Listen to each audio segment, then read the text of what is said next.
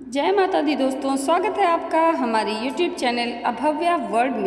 अक्षय तृतीया को हिंदू धर्म की मान्यताओं के अनुसार सबसे शुभ तिथि माना जाता है और इस दिन कोई भी शुभ कार्य बिना पंचांग देखे और बिना मुहूर्त निकाले किया जा सकता है। लेकिन क्या आप जानते हैं अक्षय तृतीया को क्यों इतना शुभ माना जाता है? इसको लेकर हिंदू धर्म में कई पौराणिक मान्यताएं चली आ रही हैं।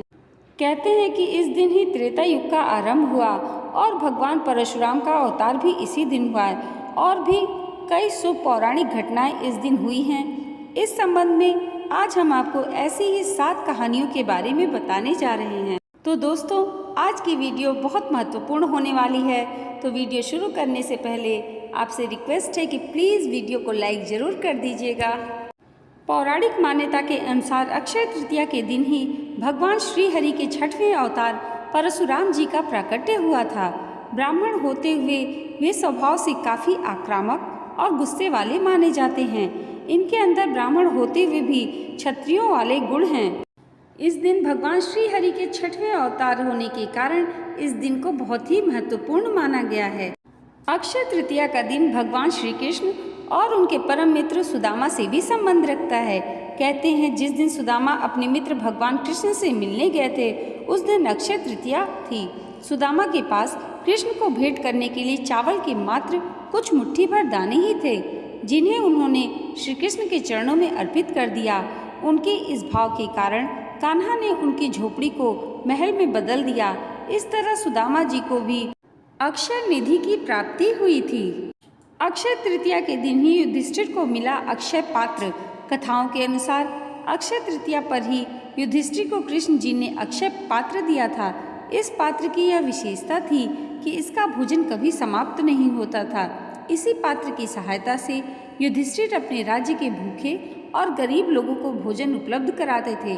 भविष्य पुराण में अक्षय पात्र का संबंध मनुष्य के दान धर्म से बताया गया है। अक्षय तृतीया पर महाभारत लिखने की शुरुआत हुई थी। अक्षय तृतीया के दिन से ही महर्षि वेद व्यास जी ने महाभारत की कथा को सुनाना आरंभ किया था और गणेश जी ने इस कथा को लिखना आरंभ किया था। इसी वजह से कहा जाता है कि महाभारत का युद्ध भी अक्षय है, जिसके कुछ उदाहरण आज भी कहीं कहीं देखने को मिल जाते हैं। अक्षय तृतीया पर ही त्रेता युग का आरंभ हुआ। भविष्य पुराण में बताया गया है कि अक्षय तृतीया को युगादि तिथि कहा जाता है। दरअसल इसी दिन से त्रेता युग का आरंभ माना जाता है, इसलिए इस दिन को शुभ कार्यों के लिए सबसे शुभ मुहूर्त के तौर पर देखा जाता है। मान्यता है कि अक्षय तृतीया के दिन हम जो भी कार्य करते हैं उसमें हमें अक्षय फल की प्राप्ति होती है और वह पुण्य कभी समाप्त नहीं होता है। अक्षय तृतीया के दिन ही कृष्ण जी ने की थी द्रौपदी की रक्षा। महाभारत में द्रौपदी के चीरहरण की घटना सर्वाधिक चर्चित मानी जाती है। पौराणिक मान्यताओं के अनुसार उस दिन भी अक्षय तृतीया ही थी जब पांडवों ने कौरवों के साथ जुए के खेल में द्रौपदी को ही दांव पर लगा दिया था। दुशासन ने द्रौपदी का चीरहरण किया था।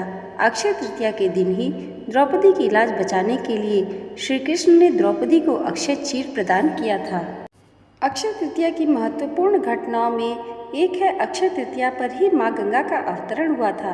नारद पुराण में बताया गया है कि अक्षय तृतीया के दिन ही गंगा का धरती पर अवतरण हुआ था।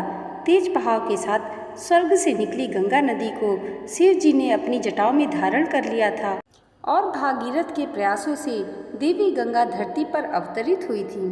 तो दोस्तों, यह है अक्षय तृतीया की कुछ महत्वपूर्ण घटनाएं।